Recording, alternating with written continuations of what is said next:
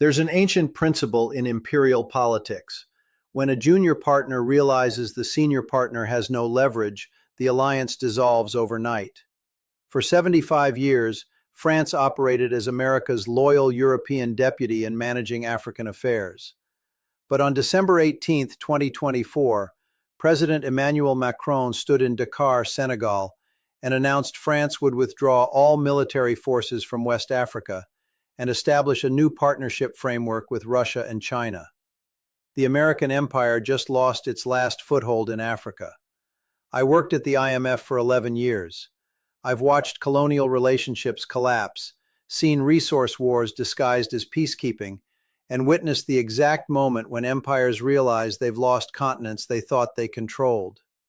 What France just announced isn't a policy shift, it's abandonment. And the deafening silence from Washington tells you everything about how completely American influence in Africa has evaporated. Let me be extremely specific about what happened. On December 18th, France announced the closure of military bases in Chad, Niger, Senegal, Gabon, and Ivory Coast, facilities that have housed French troops since the 1960s. Within 48 hours, France signed a $28 billion economic cooperation agreement with the African Union that explicitly welcomes Chinese investment and Russian security partnerships. Then, on December 22nd, Macron told reporters in Paris that France would no longer serve as America's policeman in Africa, and that African nations have the right to choose their own partners. That's diplomatic language for the Franco-American colonial management system is over. This isn't happening next year. This happened 2 weeks ago. And here's what the corporate media won't tell you. France just withdrew from countries containing $2.4 trillion in critical minerals, uranium, cobalt, lithium, and rare earths that power everything from nuclear reactors to electric vehicle batteries. And they're handing access to Russia and China. Now, before I explain why the State Department is in total panic, let me tell you exactly how the United States has treated France's African interests for the past 3 decades. Because what we're witnessing isn't French betrayal. It's French exhaustion with being Washington's unpaid enforcer. In 2011, when the United States demanded NATO intervention in Libya to overthrow Gaddafi, France led the bombing campaign with 4,500 sorties while bearing 35% of the operational costs. The U.S. promised post-conflict reconstruction support. Instead, Libya collapsed into chaos, triggering migration crises that destabilized France and southern Europe.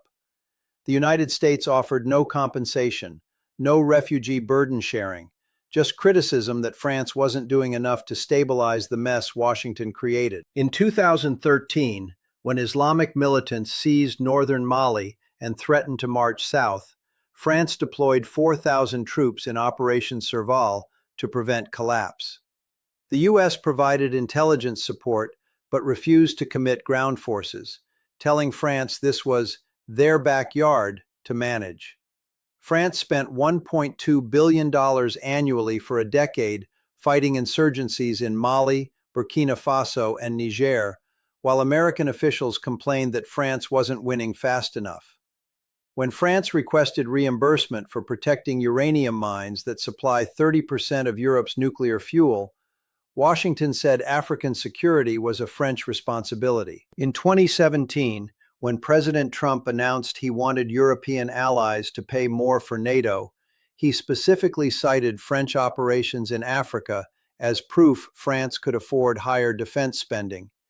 He didn't mention that France was spending that money protecting resources and trade routes that American companies also depended on. The message was clear. Spend your own money fighting our shared enemies, then spend more money on NATO, and don't ask us for anything. In 2020, during COVID, when African nations defaulted on $44 billion in debt to Chinese lenders and begged for Western help, the IMF and World Bank offered restructuring with strict austerity conditions. France lobbied for debt forgiveness to prevent Chinese seizure of African infrastructure. The U.S. Treasury blocked it, arguing it would reward Chinese lending. African nations remember who offered flexibility, and who demanded austerity. China won that public relations battle permanently. In 2022, when Wagner Group mercenaries moved into Mali and Central African Republic after France withdrew troops, offering security without lectures about democracy, the Biden administration demanded France redeploy forces to counter Russian influence. France refused, saying they'd spent a decade and $12 billion with nothing to show for it. The State Department called this abandoning commitments to stability. France called it recognizing reality. In 2023, when a military coup in Niger overthrew the pro-French government and expelled French troops from critical uranium mining areas, France asked for U.S. support to pressure the junta. The U.S. declined, saying it needed to maintain relations with Niger's military for counterterrorism purposes. Then, within months, Niger signed a $800 million security deal with Russia. France paid the price for American indifference. So what happened? What changed between decades of Franco-American coordination in Africa and Macron announcing withdrawal 2 weeks ago? Let me introduce you to Jake Sullivan's catastrophe. The U.S. National Security Advisor spent the last 8 months begging France not to abandon West Africa because American intelligence networks, drone bases, and counterterrorism operations depend entirely on French military infrastructure. Sullivan offered France $3.5 billion in security assistance to maintain presence. Macron rejected it, saying France won't spend French soldiers' lives protecting American intelligence posts. And here's why Sullivan is facing career-ending humiliation. France didn't just withdraw. They publicly announced they're coordinating the withdrawal with Russia to ensure smooth transitions of security responsibilities. Here are the numbers that should terrify anyone who understands resource geopolitics. Niger alone supplies 35% of the uranium for France's nuclear reactors and 5% of global uranium production. Mali contains an estimated $1 trillion in gold deposits. The Democratic Republic of Congo, where French influence is collapsing, produces 70% of the world's cobalt for batteries. When France withdraws and Russia-China partnerships fill the void, Western access to these resources becomes subject to Moscow and Beijing's approval. That's not a setback, that's strategic amputation. But here's what makes this absolutely catastrophic for Washington's global position. France was the last Western power with actual military presence and cultural influence in Francophone Africa. 26 countries representing 400 million people and containing resources essential to the energy transition. The United States had 0 military bases in French-speaking Africa and depended entirely on French logistics, intelligence, and relationships. When France leaves, America has no mechanism to operate in half the continent. And you cannot declare war on your own proxy. That's the brutal reality Washington is confronting. For 60 years, France managed Africa for Western interests, while America focused on the Middle East and Asia. That arrangement only worked as long as France believed the partnership was reciprocal. But when America demands France bear all costs, absorb all risks, and accept American criticism for not winning faster, while offering no support when France faces coups and expulsions, the deal collapses. The imperial division of labor is breaking. America outsourced African management to France, Middle Eastern oil to Saudi Arabia, and Asian manufacturing to South Korea and Japan. Now France is quitting Africa, Saudi Arabia is pricing oil in yuan, and South Korea is signing partnerships with China. When all your deputies realize you exploit them without protecting them, the system disintegrates. Now I want to mention John Mearsheimer here, professor at the University of Chicago, and one of the few scholars who predicted exactly this fracture. In his 2018 lecture on alliance sustainability, Mearsheimer argued that junior partners in asymmetric alliances eventually abandon senior partners when costs exceed benefits and alternative partners emerge. He specifically cited France in Africa as the clearest example of a country bearing massive expenses for America's benefit without corresponding rewards. He said, and this was prophetic, that when China and Russia offer African nations deals without democracy conditions, while the West offers only austerity and criticism, rational leaders will switch partners. And once France sees African governments preferring Russian security and Chinese investment, France will stop paying to maintain Western access. Mearsheimer's offensive realism explains this perfectly. France isn't leaving Africa because they love Russia or trust China.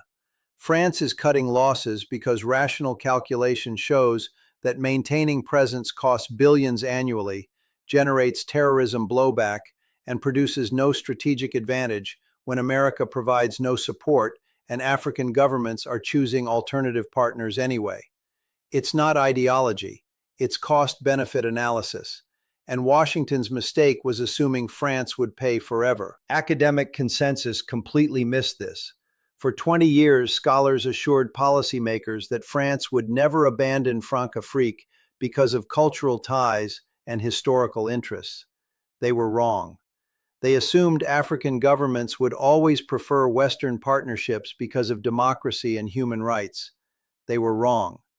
They believed Chinese and Russian influence was temporary and shallow. Wrong again. France just proved that when economics and security align away from the West, even 150 years of colonial relationships dissolve. Let me show you the two pillars of American influence in Africa that just collapsed beyond repair. Pillar 1. The Western monopoly on security provision. For 60 years, African nations that wanted professional military training, equipment, and counterterrorism support had to work with France, the UK, or the US. That monopoly is over. Russia now has security agreements with 23 African countries. China has a military base in Djibouti and is building port facilities with naval capabilities in Tanzania and Equatorial Guinea. Wagner Group and its successor Africa Corps operate in 6 countries, providing security without demanding governance reforms. When African leaders can get security from multiple providers, French and American leverage evaporates. Pillar 2. The dollar-based aid and lending system. For decades, African countries needing development loans went to the IMF, World Bank, or Western bilateral lenders who imposed strict conditions on governance, privatization, and austerity. China's Belt and Road Initiative now provides infrastructure financing with no political conditions. African nations borrowed $170 billion from China between 2000 and 2023. When they default, China takes equity in ports and mines rather than demanding austerity. African governments prefer that model. France sees African nations choosing Chinese debt over Western aid, realizes French taxpayers are funding a losing battle, and exits. Here's what you need to understand about imperial collapse. It doesn't happen through military defeat. It happens when the cost of maintaining presence exceeds the value of influence, and when those you're trying to influence have better options elsewhere. France is rationally concluding that spending $12 billion annually fighting insurgencies in countries that prefer Russian security partners makes no sense. That's not weakness, that's the imperial cost-benefit calculation reaching negative returns. China's African strategy is succeeding beyond anyone's predictions. For 25 years, China invested $1.3 trillion in African infrastructure, mining, and manufacturing without lecturing African governments about democracy. Now China is Africa's largest trading partner at $282 billion annually, surpassing the US at $64 billion and France at $47 billion. When France withdraws militarily, the message to African nations is clear. China won the competition for influence. The West lost. BRICS expansion into Africa is the final nail. Egypt, Ethiopia, and potentially Nigeria joining BRICS in 2025 means 3 of Africa's 4 largest economies are integrating into a non-Western economic bloc. When France announces it will work with this new reality rather than fight it, the dream of maintaining Western dominance in Africa dies. Now let me ask you something. Are you enjoying this analysis? Because what I'm breaking down right now is information that defense contractors and mining companies are paying consultants $200,000 annually to understand. The mainstream media will tell you this is about French domestic politics or temporary tensions over anti-terrorism strategy. They won't tell you about the $28 billion African Union agreement signed 12 days ago, the coordination with Russia on transition security, or the fact that France just abandoned $2.4 trillion in critical mineral access. If this kind of geopolitical analysis is valuable to you, hit that subscribe button right now. Join the thousands who understand that Western dominance in Africa is over, not declining or negotiable, but over. And smash that like button, because this information needs to reach people before the narrative gets sanitized. Tell me in the comments, where are you watching from? I want to know where this truth is spreading because what happens in Africa affects every person on Earth. So let's talk about what France's abandonment of Africa means for you personally, for your electricity, your technology, your investments. Your electricity bills are about to spike. France gets 70% of its electricity from nuclear power, which requires uranium. Niger, where France just lost access, supplies 35% of that uranium. Russia's Rosatom is now negotiating to take over those mining contracts. When your energy supply depends on resources controlled by geopolitical adversaries, prices become weapons. French electricity prices will rise first, then spread across Europe as energy markets integrate. If you live in a country dependent on imported energy, you're about to pay more because France abandoned its African uranium sources. Your electric vehicle costs are rising. The cobalt in your Tesla battery comes from the Democratic Republic of Congo. The lithium comes from Mali and Zimbabwe. France's withdrawal means Western companies lose preferential access to these minerals. China already controls 80% of global cobalt refining and 60% of lithium processing. When France exits and Chinese companies secure exclusive mining contracts, Western automakers pay whatever price China sets. Your $50,000 electric vehicle becomes a $65,000 electric vehicle because France quit Africa. Your technology is now dependent on Chinese supply chains. The rare earth elements in your smartphone, laptop, and every electronic device come from processing facilities that require African raw materials. France's military presence guaranteed Western companies could operate mines and transport materials safely. Without that security, Chinese companies are the only ones willing to invest in African mining under Russian security guarantees. Your iPhone supply chain just became Beijing dependent because Paris withdrew from Africa. Your investments in Western mining companies are about to crater. If you own stocks in Rio Tinto, Anglo American, or Glencore, those companies just lost the security framework that made African operations viable. When France maintained military presence, Western mining companies had protection. Now they're negotiating with governments that prefer Chinese partners and Russian security. Your retirement account's mining sector holdings are overvalued based on assumptions that died 2 weeks ago. But here's the scenario that should terrify Western policymakers. The United States now faces an impossible choice. Option 1, deploy American forces to replace French troops in Africa, which requires 15,000 to 20,000 soldiers in permanent deployment that Congress will never approve and would cost $25 billion annually. Option 2, accept that Africa is now a Sino-Russian sphere of influence and lose access to critical minerals essential for military technology and energy transition. Option 3, attempt to compete with China economically by offering African nations better infrastructure deals, which requires hundreds of billions America doesn't have. Every option is catastrophic, and France's withdrawal just forced America to choose. But here's what gives me cautious optimism about the emerging order. The multipolar world isn't the disaster that Washington predicts. It's Africans finally having agency to choose partners based on who delivers results rather than who colonized them. France withdrawing means African nations can negotiate with China, Russia, Europe, and America competitively. That's not chaos, that's sovereignty. For people like us, this means understanding that the next 20 years of resource competition will be won by powers willing to invest in difficult environments without political conditions. China is doing that. Russia is doing that. The West is offering lectures in austerity. Africa has chosen. And France just acknowledged that reality. Watch what happens in the next 60 days.